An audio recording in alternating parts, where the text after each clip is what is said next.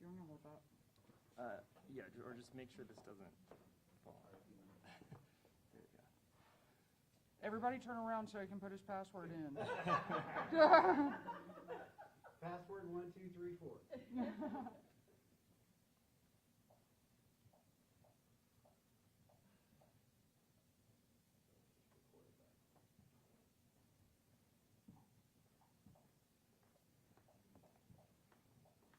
Sorry, I'm so close to you.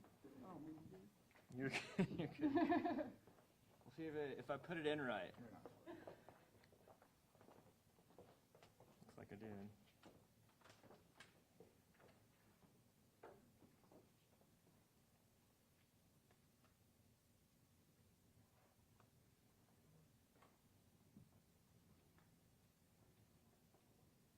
Now you all know why we pass our security test with the highest grade every year, because we have the most complicated flash drives in the entire world.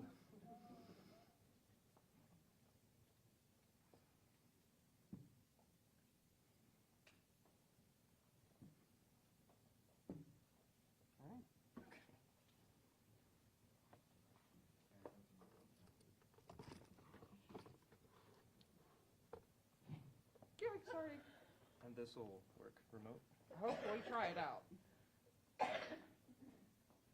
Nope. Okay. Is there that clicker? I have a mouse. Okay, let's just use that. Yep.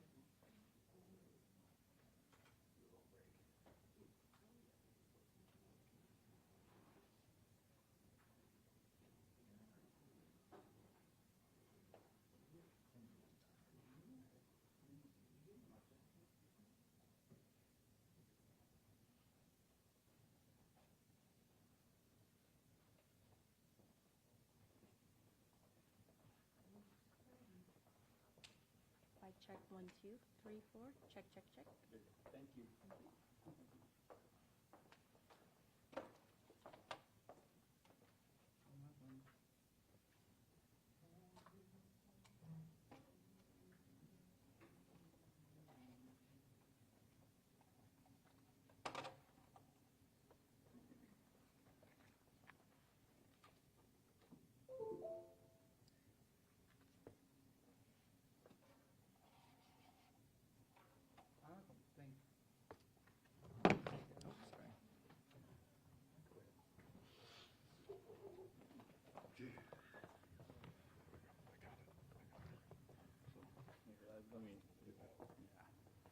I'll get it set back up when they got that. This one works. This one does not. I'm going to take this one back with me.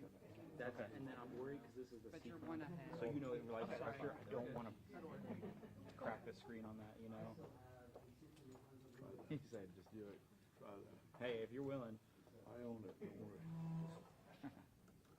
Don't crank it up so it can hard. Yeah. But that angle, see that angle is going to slide it up. That's the problem.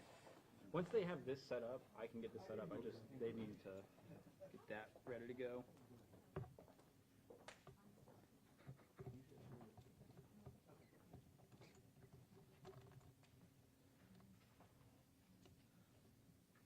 Purple rain, purple rain.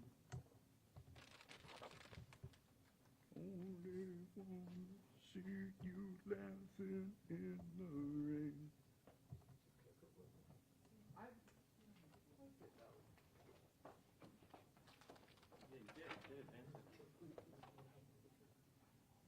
That's your clicker right there.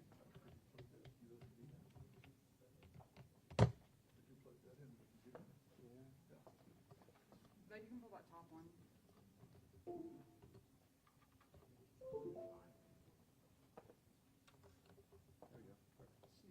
getting closer.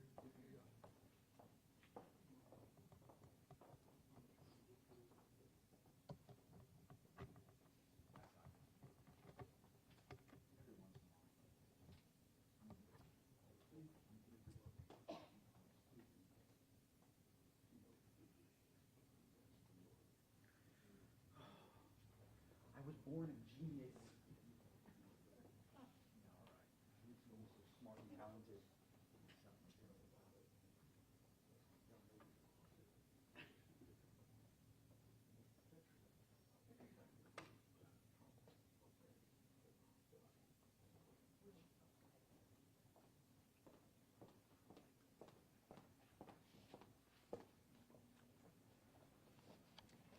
Good afternoon, and thank you for coming.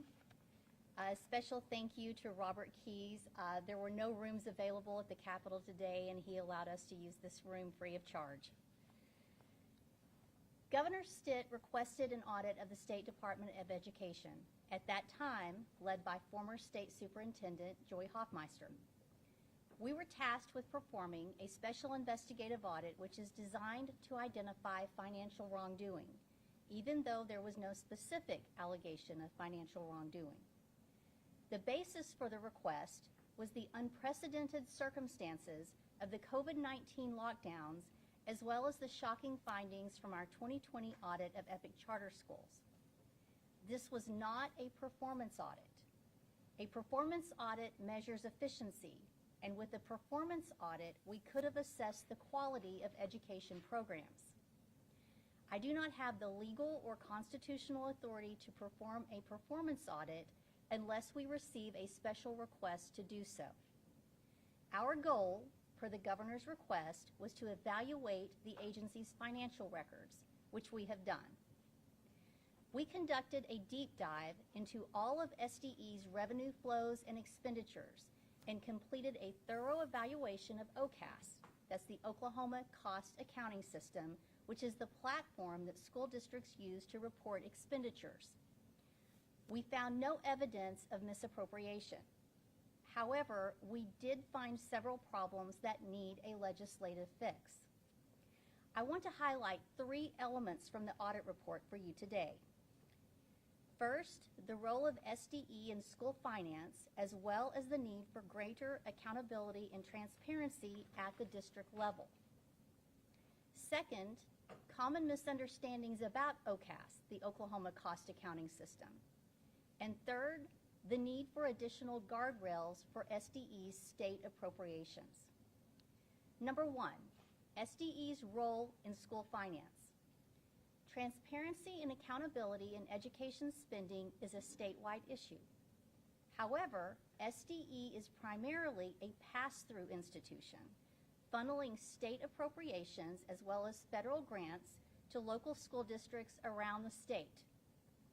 More than 98% of all education dollars are spent at the district level, not at the state level by SDE. Our focus needs to shift to local school boards. Taxpayers spend approximately $7.6 billion on K-12 education each year. Almost all of that money is spent by Oklahoma's 509 traditional districts, 37 public charter school districts, and 7 virtual districts.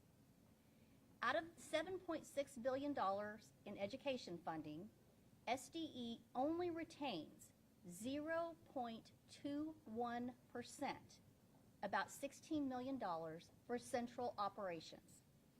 Almost everything else goes to the 553 school districts across the state.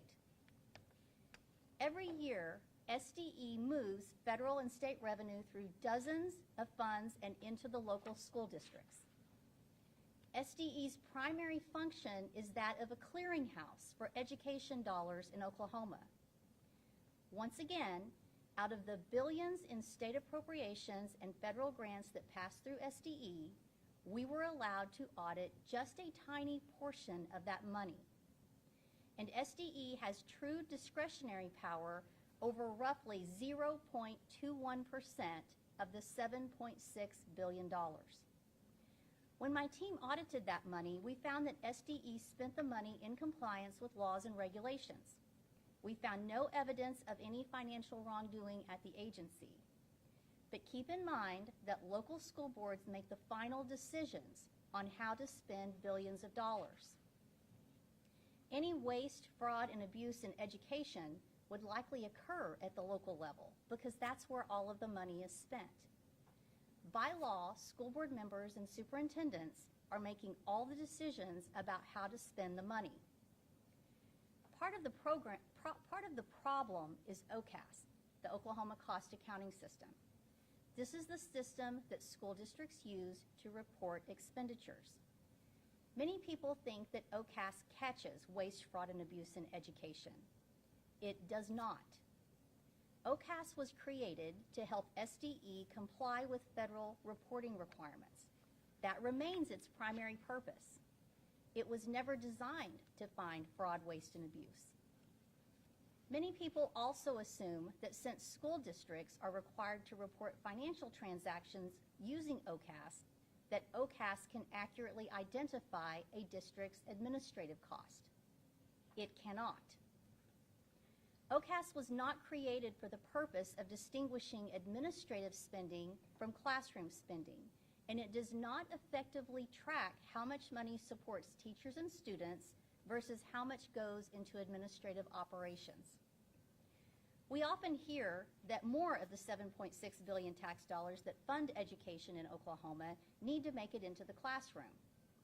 And to that end, Oklahoma statute limits a district's administrative spending to 5% of total expenditures and 8% in smaller districts. However, OCAS is not an effective mechanism for tracking administrative spending. Here's the problem. OCAS is a self-reporting platform. School district employees are on the honor system to submit their own financial information and to code it accurately. OCAS is a very complex coding system. Determining the code for an expenditure is very subjective. That frequently results in errors, incorrect coding of expenditures. It's very easy for someone to make an honest mistake and miscode an administrative expenditure as a classroom expenditure. It's also possible to intentionally claim administrative expenditures as classroom expenditures. And this is a major problem for our state.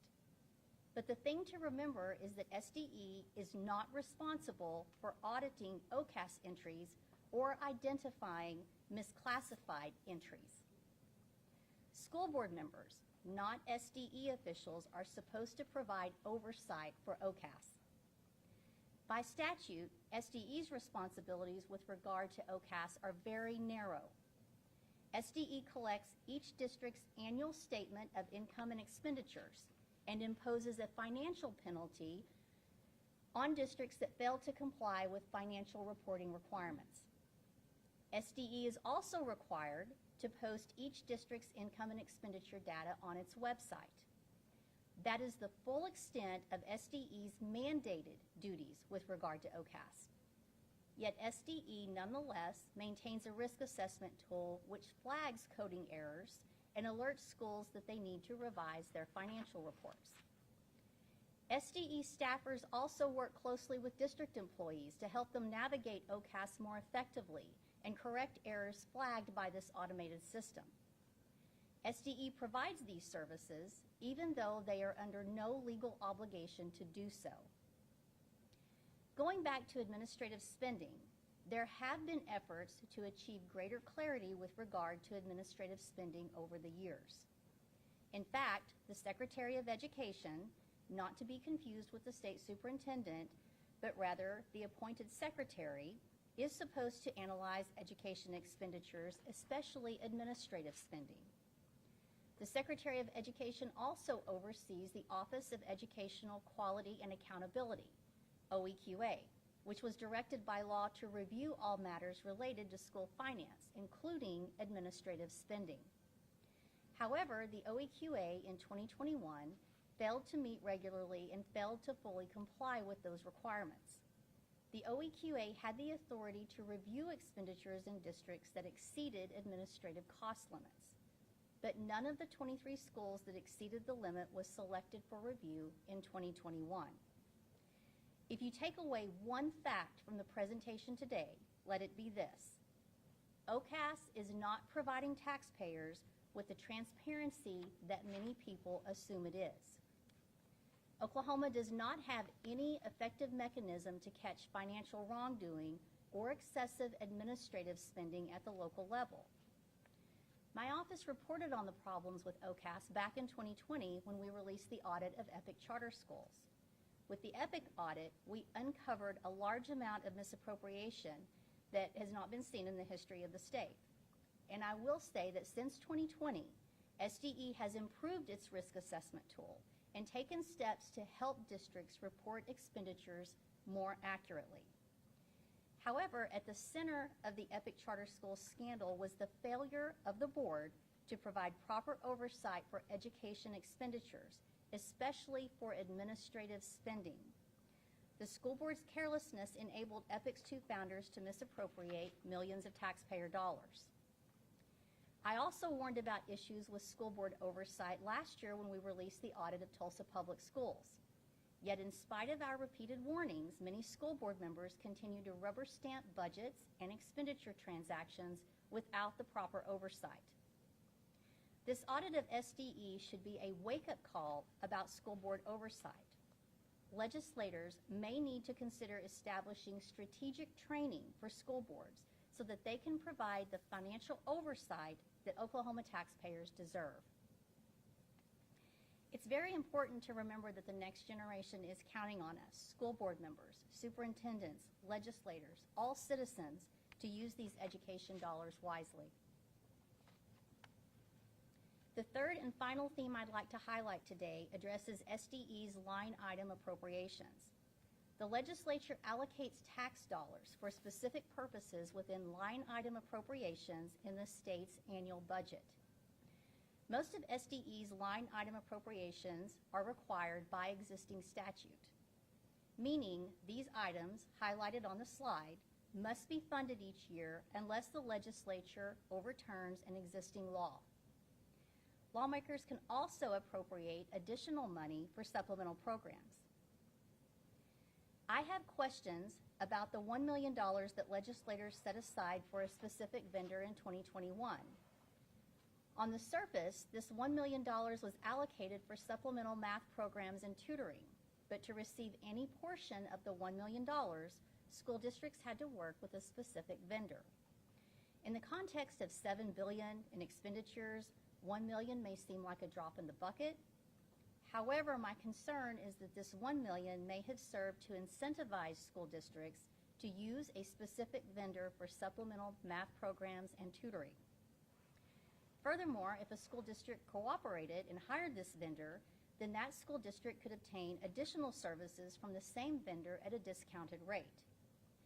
The vendor ultimately went on to earn an additional $13 million from local school districts in 1 year. Legislators pushed schools to work with this vendor. By appropriating money for this vendor, legislators also guaranteed that the vendor would not have to go through a competitive bidding process. So why did the legislators single out this vendor?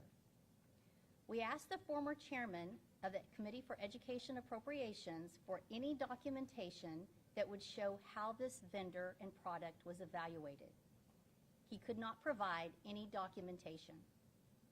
I want to be clear, I'm not questioning the quality or effectiveness of this vendor's product, but taxpayers deserve to know that when money is set aside for an education vendor, that the vendor's services have been fully vetted and that the vendor has a documented history of success working in Oklahoma with Oklahoma's specific learning standards. Unlike this vendor-specific line item, most of SDE's line item appropriations are required by law. An example is the $11 million set aside for reading sufficiency. The Reading Sufficiency Act aimed to ensure that each child attains necessary reading skills by completion of the 3rd grade. Every year, SDE must approve each district's reading sufficiency plan and approve the number of students to be enrolled in the plan. Available funds are then distributed annually on a per-pupil basis. Given that the funds are distributed per pupil based on the number of children who need help reading, we would expect larger districts to receive more money. However, the spread between large and small districts was much wider than we anticipated. A total of $10.5 million went to 425 school districts, and only 19 districts received more than $100,000 for reading sufficiency. Oklahoma City had the largest distribution, which was 1.3 million. And at the other end of the spectrum, 11 school districts received less than $370. Of those districts, 4 received less than $100. And one school district received only $12 for its reading sufficiency plan in 2021. Now, ultimately, whether we are talking about large or small districts, there was no correlation between the amount of money a district received for reading sufficiency and improved reading scores. Even though we continue to appropriate tens of millions of dollars for this program, we do not have a system to measure the success of this program. Did taxpayers get any return on investment on that $11 million? Did more kids learn how to read? No one knows. And that's the problem. This report is a financial analysis, not an evaluation of the quality of education. But good financial management is a prerequisite for quality outcomes. The issues I've outlined today are fixable. The first thing we need is a financial reporting system. The first thing we need is a financial reporting system that tracks administrative costs effectively and detects financial wrongdoing at the district level. The good news here is that most school districts are working hard to report expenditures honestly. However, there are some bad actors out there. And the bad news is that we do not have a system that can catch bad actors at the local level. The consequences of that can be catastrophic, as we've discovered in previous audits. We also need to ensure that the education vendors are subject to competitive bidding requirements. Competitive bidding will drive education costs down and improve the quality of the education programs. That will benefit taxpayers and students alike. Finally, we need transparency from school districts. Citizens are always going to be the best watchdogs of tax dollars. But citizens need transparency in order to hold public officials accountable. The reason you always hear me talk about county government is because county government is the most transparent form of government in this state.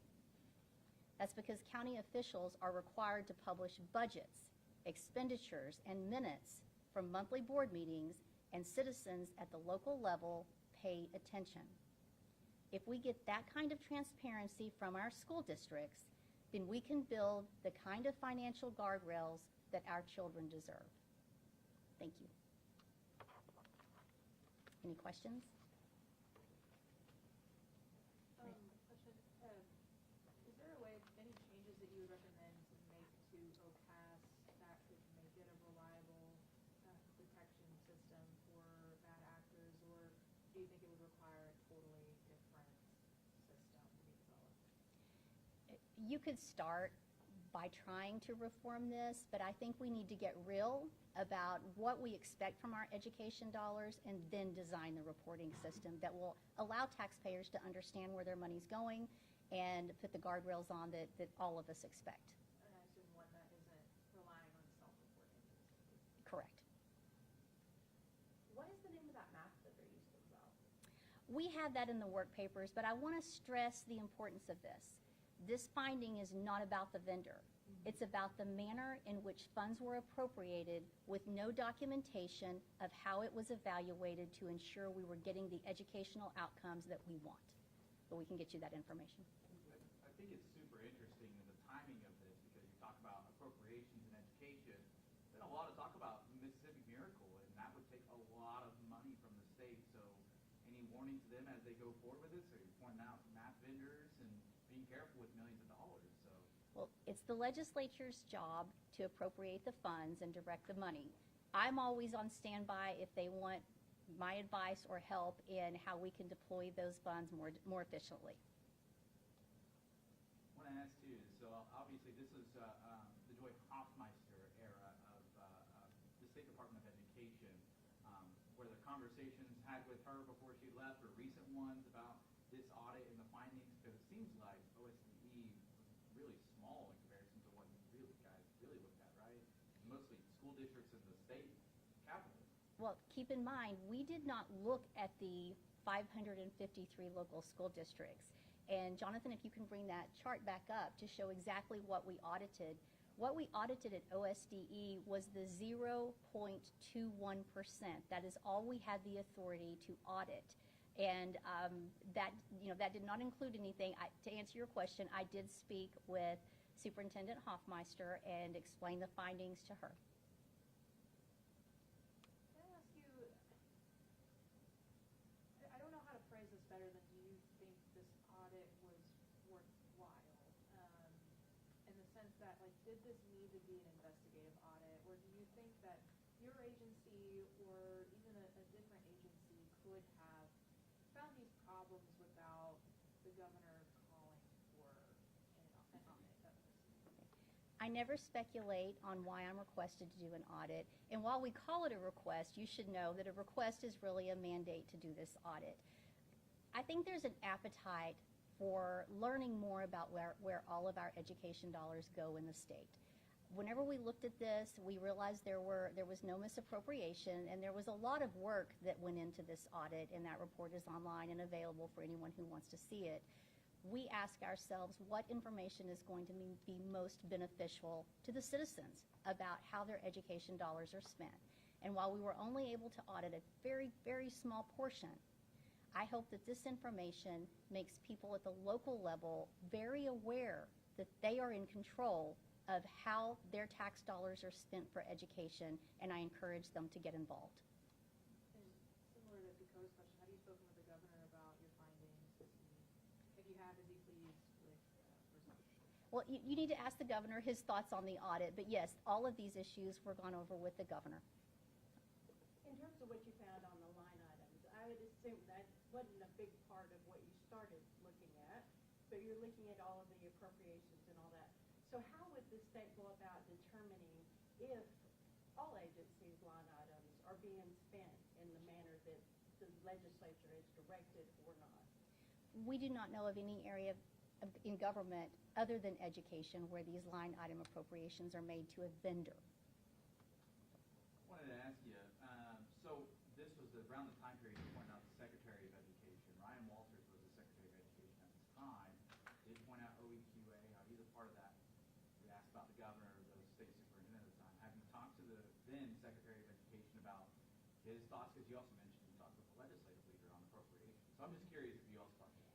I did not speak to Superintendent Walters about the OEQA issues. When you talk about the local boards rubber stamping policies or appropriate spending, what should local school board patrons, what should they be looking for at their local school board meeting to make sure that they're doing what they're supposed to do? It's very simple. Don't sign off on an expenditure unless you would pay for that expenditure with your own personal money. But I want to point out, I'm not just picking on school boards.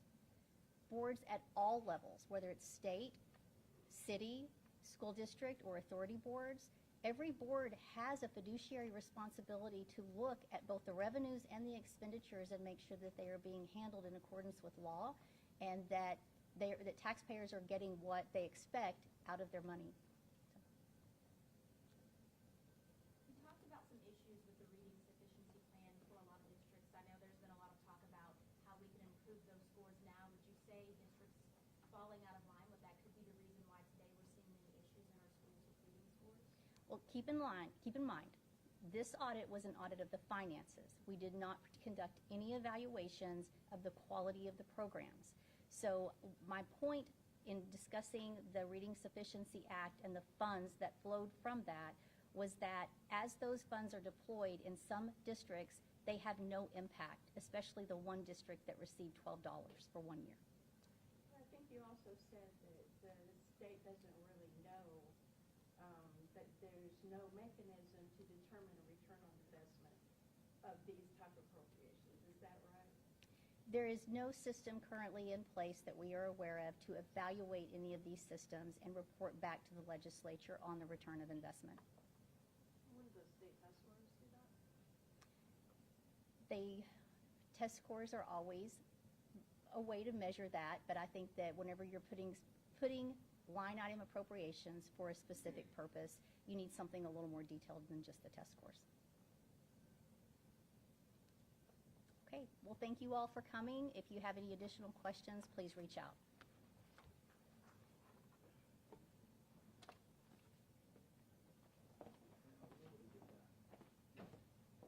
The OCAS is kind of like a software like you use for your checking account or whatever. That software doesn't tell you if you're spending money right. It just tells you what you spend. And it's all about how accurate it is. Sorry, guys. Don't worry.